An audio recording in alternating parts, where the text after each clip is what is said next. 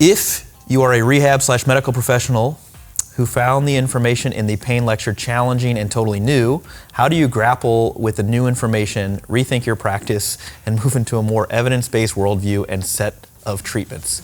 I think you just ignore it. Are you familiar with ostriches? You just bury your head. Is that not what you were going to say? No. Okay. I think that the fact that this question is being asked represents a substantial amount of intellectual maturity.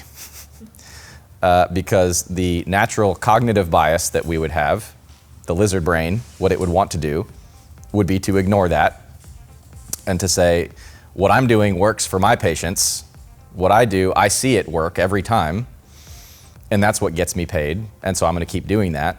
And these guys don't see my patients, right? They don't do what I do. I'm special. I'm going to keep doing that. We have been in these arguments before, if you can't tell. We have been in these discussions before. But again, this illustrates to me that this person is open to the possibility that they may not have it totally figured out.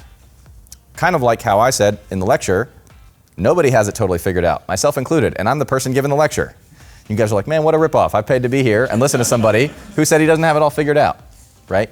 But that's kind of the point. That's where we are with our knowledge. There is always a substantial amount of uncertainty in clinical practice. Even in the stuff that I do every day, I have all kinds of hypothetical mechanisms of why did this patient's, hemoglobin go up or down, or what, was it because of what I did? Sure, I'd like to take credit for it, but I always have to consider, maybe it was just lab error or something like that. Maybe it was, totally irrelevant to what I did for this person. I have to consider that possibility.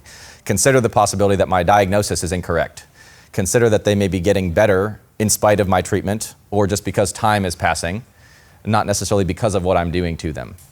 Maybe the effects that I observe are not necessarily due to what I'm doing to the person, as much as I'd like to take credit for it and pat myself on the back, right?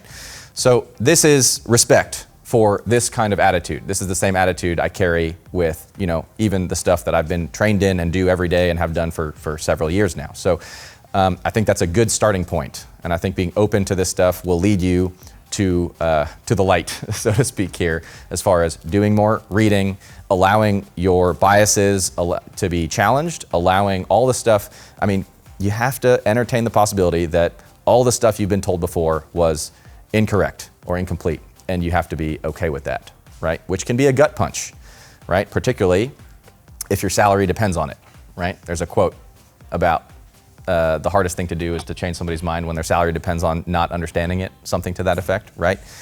But I think we're starting from a good place, remaining curious, remaining open, really not being too prideful to change your mind or recognize that you were wrong. Those are kind of like the big things that I would suggest.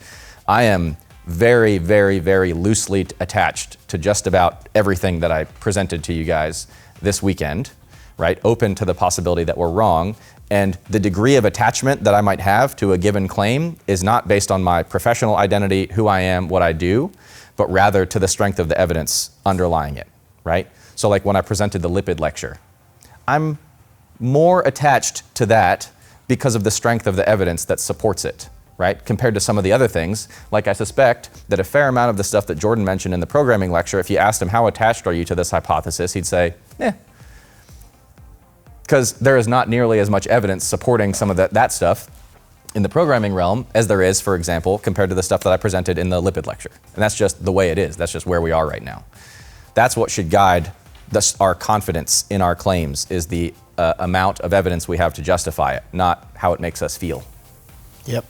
I mean, I think the most interesting thing that's happened with me changing my mind on things relating to programming and nutrition is that then people are like, well, you're just a flip-flopper, or you were just faking it before, or you're faking it now, or it's some secondary gain type thing. And I'm like, it's fine to change your mind.